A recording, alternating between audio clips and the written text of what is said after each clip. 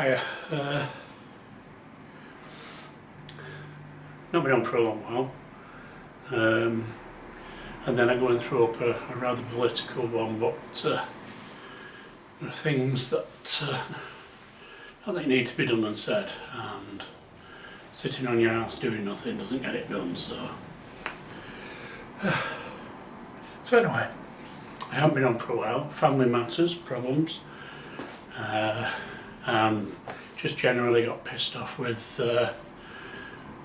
Google being the way it is, and its G+ connection. Quite a few people would have found for a while that they couldn't post an answer, a reply or a comment on my YouTube, and this was because Google had made some changes which switched something off on G+. Now, luckily for me, somebody knew what was going on, and it had happened to them, and messaged me and said, this is how you put it back on again. So I got it switched back on again, and hopefully it's still switched on. They've not buggered it up again, because they have made changes since. You can tell when they're messing, because things start running badly, or things disappear off your page or whatever, things you can't access. So anyway, yeah. So here I am. I'm going to make an attempt to start doing videos again, but there are still things that are up in the air, family wise, and family always comes first. So, one of the things that I was asked the last time one of the last videos I was on was, it was about my HW100, which is, for if you don't know about air rifles, is an air rifle. It's made by Wehrauch of Germany. They're built like a tank, and I decided, because I have a bit of a bullpup fetish, yeah, we'll say fetish, that I bullpup my HW100, which I did. And somebody asked a question about this rifle, a bit more detail. The thing is, it's an HW100 and it's put in a smaller stock. So basically that's it. And if you know what an HW100 is, which the person does, then you know what the rifle's about. However, it is slightly more technical than that, as far as it was a kit, so I had to do it myself, and it wasn't,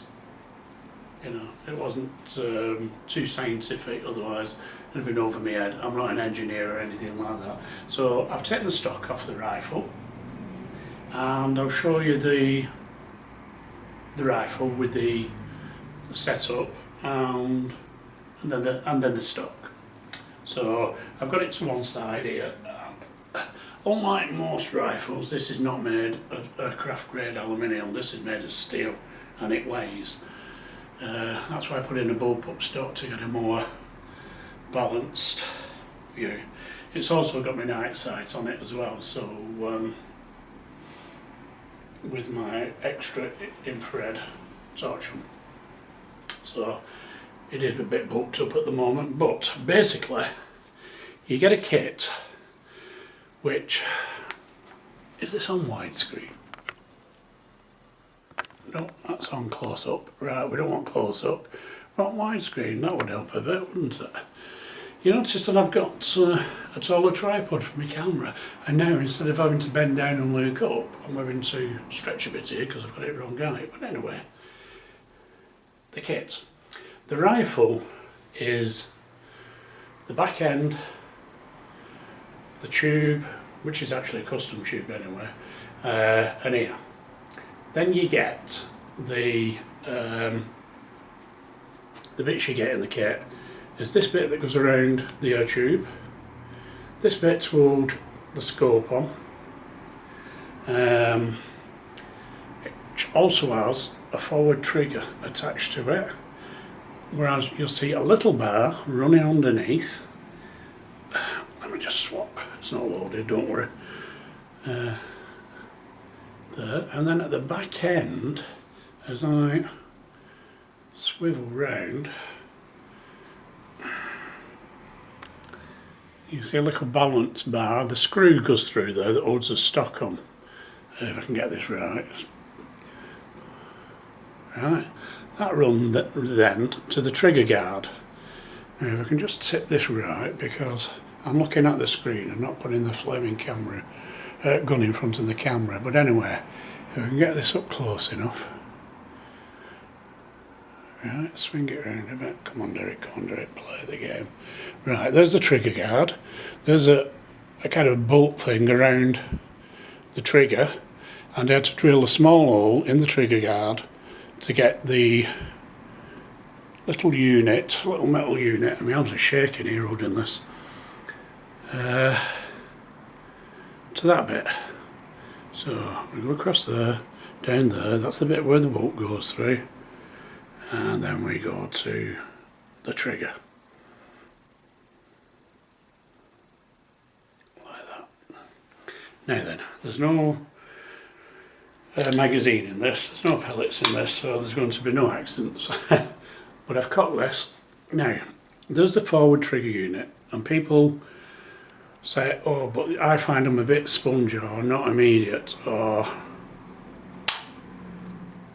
Yeah, the gun went off with me pressing the trigger to the right place. So, it does react at the same time. It might feel as if it's not in your mind, but believe me,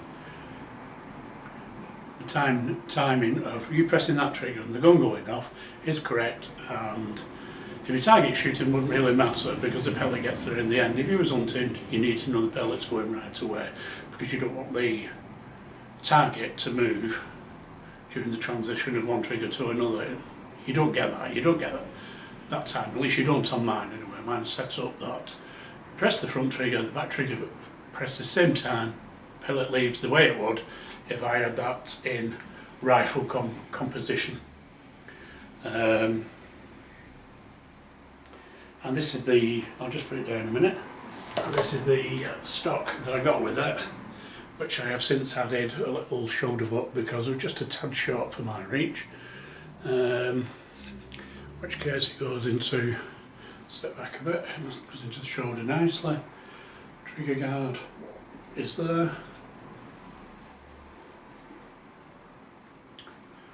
Now, I started getting bullpups when they still weren't really the popular norm of the day, 2010, and you could get customised ones like that, and that's a custom kit to change your rifle into a bullpup. But off the shelf ones, I had first one in the country with the Gun Matador, and I did a review which went in a magazine. I did reviews here on YouTube, so I kind of feel like I have some input, principal input to the off-the-shelf transition, you know, the parade that's come along. Lots of big companies that wouldn't touch it before because they thought it wasn't a big enough market, now can't get enough of it. Look at FX. FX have thrown 2 into the market. You could call it 3, but it's one's a version 1 and a version 2, and then the one that I like at the moment is the Wildcat. They have a third one coming on, but I've not seen anything about that. Cleaver Cricket, that was a stone. It was a stone. That's very much like the Matador, but it was a multi-shot. They brought out, I think, 2 versions of a rifle and a pistol, I'm not sure. And there are other people jumping on the bandwagon now, and here in the UK anyway, it's the big thing. There are forums on Facebook now, you know, Bullpup man, Bullpup this, Bullpup that, which weren't there before. So I kind of like to feel that I made a difference in the history of the bullpup, off-the-shelf bullpups in this country. You've got to make a mark on life, even if it's a simple one. It feels good. But anyway, that was just my little thing about the HW100 Virarc HW100 multi-shot. Used to be middle of the range price when I got that one. I got that one for about £400. Now you're probably talking £700-800. It's not too technical. It puts the pellet where you want it, to the point where it's clinical, I think. You just got to find the right pellet. You've got to be able to shoot it properly. And I don't mean put it to your shoulder and pull the trigger. I don't mean put it to your shoulder, look through the scope, put the crosshairs on the target. I mean, there's a bit more to it than that. The way you hold it into your shoulder, the way you pull the trigger, even having a cup of coffee before shooting an airgun can make a difference, because your pulse rate goes up and your hand starts pulsing more than it would do ordinary. Somebody thinks I'm waving out there. Oh, I'm stood in front of the window and there's a main road outside. So anyway, thank you for listening. I hope this has answered the question that the person wanted and anybody else was interested. The company that I got the kit from is called Pekatula. I think they're in Poland, if I remember correctly. Don't forget, it's 3 or 4 years back. And I've passed 60 since my, well, I've hit 60-year-old since my last video, so memory's fading a bit. Yeah. More like stagnating really. Anyway, thank you for listening. I hope you enjoyed this, and I'll try and get a few more on and get me my page running again. I'm not going to be doing any shout outs for a while anyway. I'm not going to be doing any giveaways, at least for a while. I depend on the small pension and the small amount of benefits that the government decides when to give me and when not to give me. So postage is a lot these days, but I'm not promising, but I will try and do something in the future, because I have a mass of knives and books on survival and stuff that could do with reducing. So we'll see. Anyway, bye for now. And get that petition signed if you're in the UK.